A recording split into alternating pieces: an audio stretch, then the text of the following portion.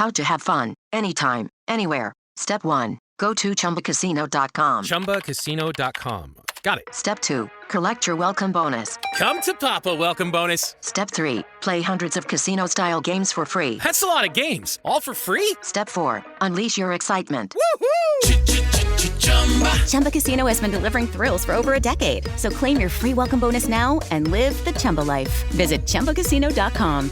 VGW Group. No purchase necessary. Void where prohibited by law. See terms and conditions. 18+. To listen ad-free, visit cinspod.co/subscribe. Starting at $2.99 a month, you'll also get access to our exclusive bonus content episodes when you join through Patreon or Apple subscriptions. Thanks for supporting the show. Many of the stories we have covered are cases of domestic violence between married people. But this week, we're sharing a horrifying recent case of a murder that happened here in Las Vegas in broad daylight, where the murderer was an ex-boyfriend of the victim. This month is Stalking Awareness Month, and while this case is a domestic violence homicide case, it also has a stalking component. Even years after the end of her relationship with the man who murdered her, he remained obsessed, watching, waiting, stalking her, just waiting for his opportunity.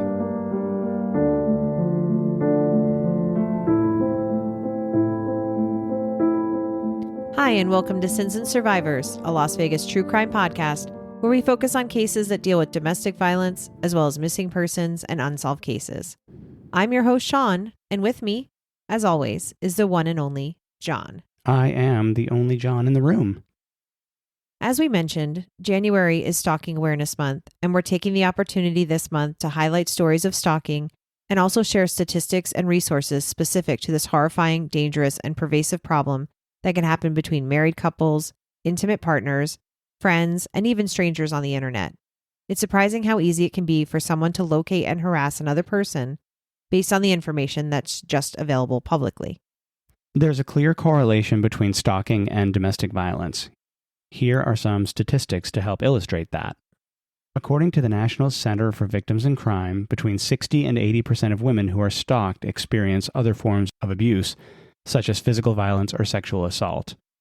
It's estimated that 1 in 6 women and 1 in 17 men in the United States have experienced stalking at some point in their lives, according to the Centers for Disease Control in their National Intimate Partner and Sexual Violence Survey. Most cases of stalking last between 6 months and 2 years, but can escalate in severity if not addressed, according to statistics from the Bureau of Justice. Victims of stalking, especially when it's tied to domestic violence, consistently report high levels of fear and anxiety, with many of them experiencing PTSD, depression, and even difficulty maintaining employment because of ongoing harassment. That's from the Domestic Violence Fatality Review Report. We talked recently about the lethality assessment that victims of domestic violence can fill out to get an idea of what level of risk they are facing for very serious bad outcomes, including being victims of homicide. If you're interested in hearing that discussion, you can find it on Apple Podcast or our Patreon, where you can subscribe for as little as $3 a month to get access to our weekly bonus episodes. The lethality assessment itself is hosted at the Laurel Center, which was founded in 1981 as a shelter for abused women in Virginia. If you believe you might have risk factors, you can take the assessment for free at cinspod.co/LA. Of course, if you have any of these risk factors, we encourage you to reach out to the resources we provide in the show notes or on our website and make sure you are safe. Stalking is one of the top factors for domestic violence homicide. In situations involving stalking, the presence of a firearm also dramatically increases the likelihood of lethal violence. Another topic we have touched on so many times is restraining orders, which are a common and logical response to a stalking situation. 40% of women who obtain protective orders against a stalker report that the stalking continues despite the order.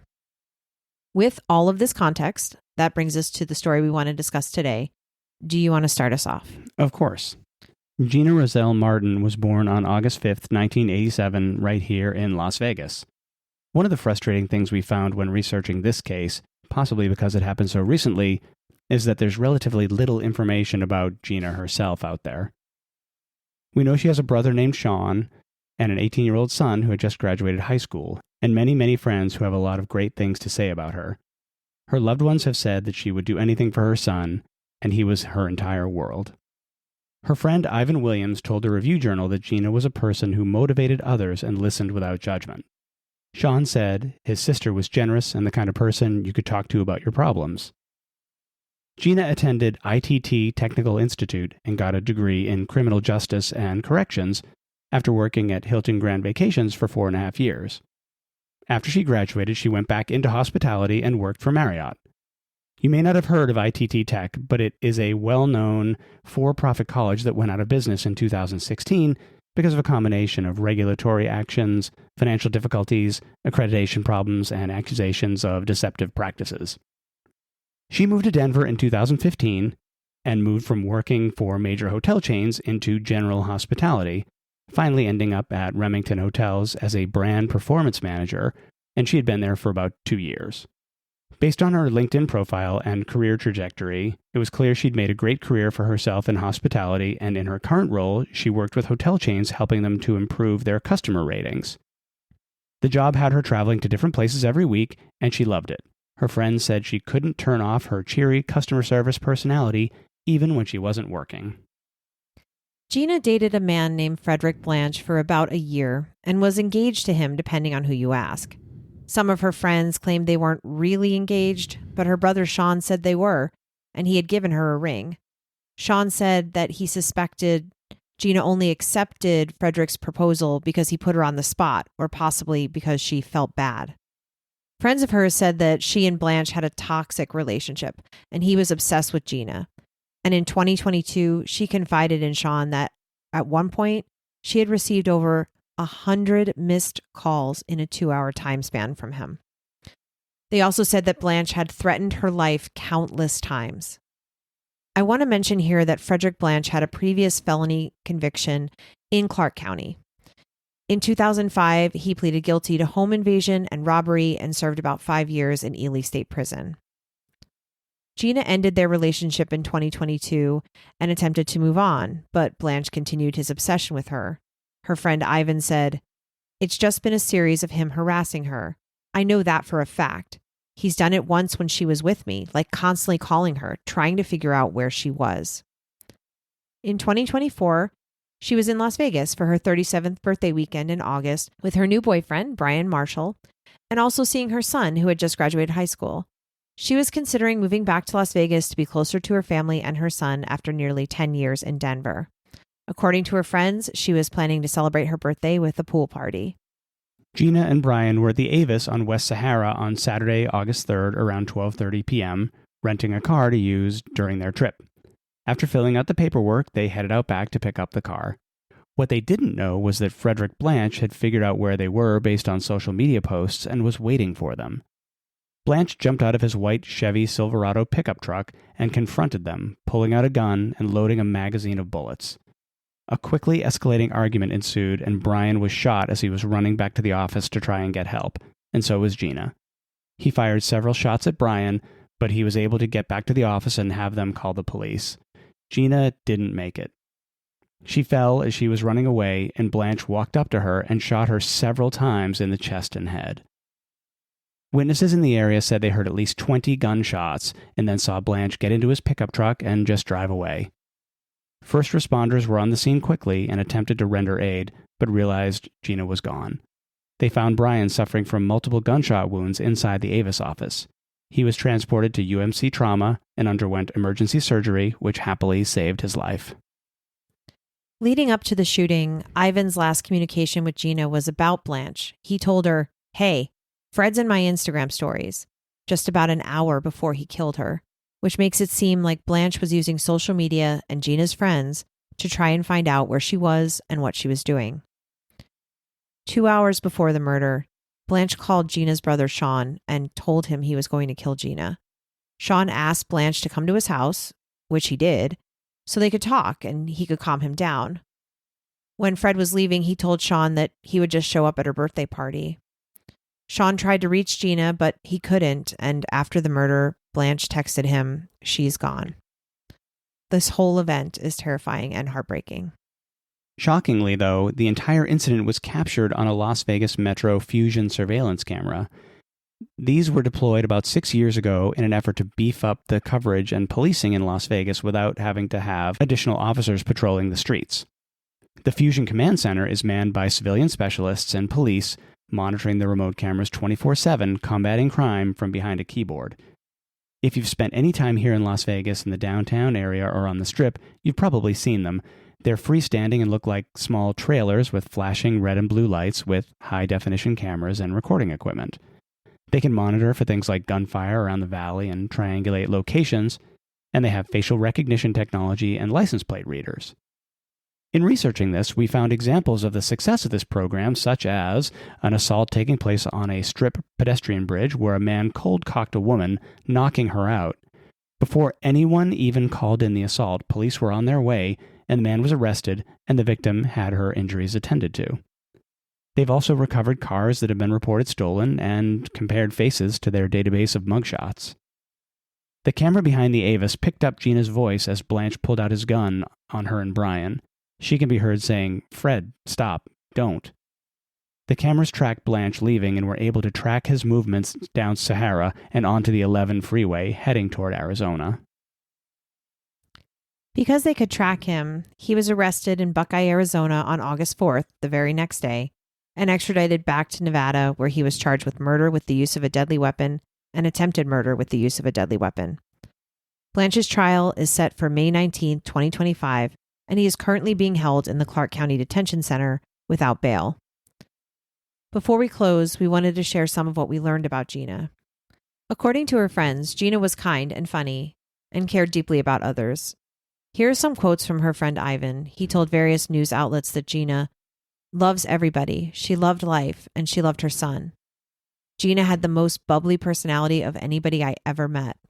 She was a person who motivated others and listened without judgment. If you knew Gina, you loved her. There's no one aside from the suspect who could say they met Gina and didn't love her. He also told them she didn't celebrate herself a lot, so this year she was like, I want to celebrate myself. I want to come to Vegas, hang out with my friends and family. Lastly, we want to share this quote from Gina herself from her Facebook page. You really get a sense of how caring she was reading her public posts that she made on Facebook. Most people believe if they have a thing, more time, money, love, whatever, then they can finally do a thing, write a book, take up a hobby, go on vacation, buy a home, undertake a relationship, which will allow them to be a thing, happy, peaceful, content, or in love. Having does not produce being. First, you be the thing called happy or knowing or wise or compassionate or whatever. Then you start doing things from this place of being. And soon you discover that what you are doing winds up bringing you the things that you've always wanted to have. Stalking is a huge problem, and it should always be taken seriously. Of course, we by no means intend to blame the victim Gina here or anyone in her life, or to suggest that anyone in her life did any less than what they could. But we do want to remind everyone that there are a few things that can be done if you or someone you love is being stalked. We want to list some of them here. Some immediate safety measures you can consider include reporting the behavior to law enforcement, who can provide you with other avenues of protection depending on where you are, obtaining a protective order that can provide a deterrent, changing your daily routines to avoid being followed, and creating a personal safety plan. If things don't get better, you can consider something more drastic like relocating to a new address or moving to a new city. Experts also recommend keeping detailed reports of stalking behavior and notifying those in your life about what's going on, such as employers and neighbors, and even sharing photos of the stalker to increase vigilance. Experts also recommend having a no-contact policy and avoiding all interaction with the stalker because even negative attention can encourage further stalking. Social media can be a good way to keep in touch with friends and family, but it can be easily weaponized by a stalker. Here are some simple things that we can all do to keep ourselves safer. On Facebook, go to Settings and Privacy and perform a privacy checkup where you can change things like who can see what you share, and you can set that to limit to friends only. And here I recommend thinking about sharing your personal information only where it's needed. You can easily set it so only your Facebook friends can see your posts and even limit your past posts, which may have been public. You can also change how people can find you on Facebook. And here you can hide your contact information and make sure that your profile isn't visible in search engines. You can also visit the Privacy Center to change preferences for private messaging. Instagram and Facebook both fall under the umbrella of Meta, so you can edit your Instagram privacy settings here too. The biggest thing you can do on Instagram is to make your account private and remove followers that you don't want seeing your posts. Another thing you can do once you secure your Instagram account is consider changing your Instagram handle slightly to make it more difficult for people to locate it. For example, if your Instagram is CrimePodFan, you could change it to something like CrimePod.fan. You can also control who can tag you in posts, which can be very helpful in preventing people from locating your account. You should also activate two-factor authentication and make sure you're using strong passwords, and make sure you don't use the same password everywhere. If someone were to figure out a password that you use everywhere, they will have access to all of your accounts. For two-factor authentication, you can use Google Authenticator or Microsoft Authenticator, and both of those are great and have nice backup and restore features when you change devices. Most platforms allow you to review what devices are logged into your accounts too, so it's a good idea to review those periodically and log out of the ones you don't recognize. When you're posting, be mindful of sharing locations and tagging them in real time. If you do tag a location, do it after you've left, like the next day. Also, never share any information about your address, daily routines, or places you frequent, or really anything a stalker could use to find you. It's probably also a good idea not to broadcast any future plans you have either, such as letting people know that you'll be traveling out of town for work, or how you're looking forward to going to the movies later tonight, things like that. Also, do not be shy about blocking suspicious accounts. Anyone who exhibits stalking or harassing behavior, you can just report the account and block it. You'll also often have the option to block new accounts that person creates, and you should choose that as well. Platforms are getting better and better about offering these types of protections. Back in season 1, we covered some stalking cases, but the one that most often comes to mind is the case of how Deja Washington was stalked and terrorized by Douglas Jackson. Jackson was an extremely tenacious stalker who Deja just could not shake despite doing everything possible, including moving, changing jobs, altering her routines, and getting protection orders. You can listen to that episode at sinspod.co/episode 13. Also, January 18th marks the National Day of Action for Stalking Awareness, honoring Peggy Klinke, who was murdered by her stalker in 2003. Her sister, Debbie Riddle, is an anti-stalking advocate and co-founded this day in Peggy's memory. Debbie has said that Peggy had a radiant personality that lit up every room, but as the stalking persisted, we saw that light dim. The Stalking Prevention Awareness and Resource Center, or SPARC, has asked that on January 18th, people wear something sparkly or shiny, take a photo, and share it on social media to help bring back the sparkle for Peggy and all of those affected by stalking. John and I want to invite all of you to join us in participating in this campaign this year, and please tag us on your photos so we can see them. Also, please use the hashtags Sparkle Against Stalking, NSAM 2025, and NSAM Day of Action. Last year, on January 18, 2024, we released a special bonus episode about Peggy and also about Miley Cyrus, who is just one of the many celebrities that have been affected by stalking. You can hear that episode at sinspod.co/episode 12.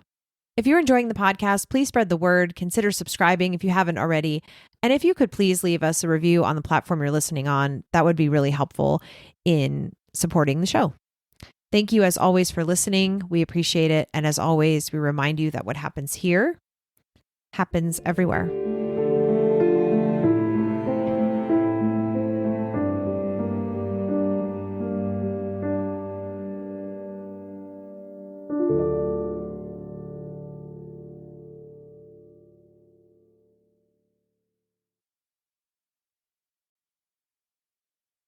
Thanks for listening.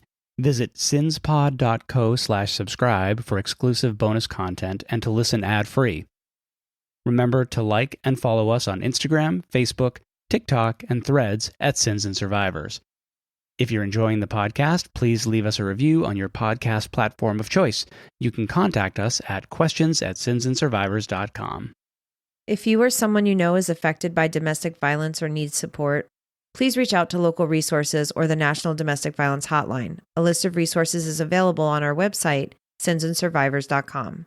Sins and Survivors, a Las Vegas true crime podcast, is researched, written, and produced by your hosts, Sean and John.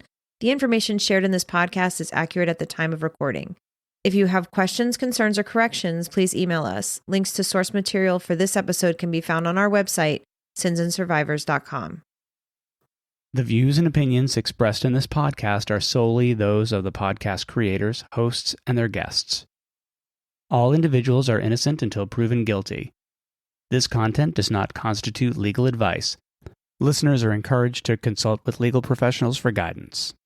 Step into the world of power, loyalty, and luck. I'm gonna make him an offer he can't refuse. With family, cannolis, and spins mean everything. Now, you wanna get mixed up in the family business. Introducing The Godfather at ChumbaCasino.com. Test your luck in the shadowy world of The Godfather slot. Someday, I will call upon you to do a service for me. Play The Godfather, now at ChumbaCasino.com. Welcome to the family. No purchase necessary. VGW Group. Void where prohibited by law. 18+. Terms and conditions apply.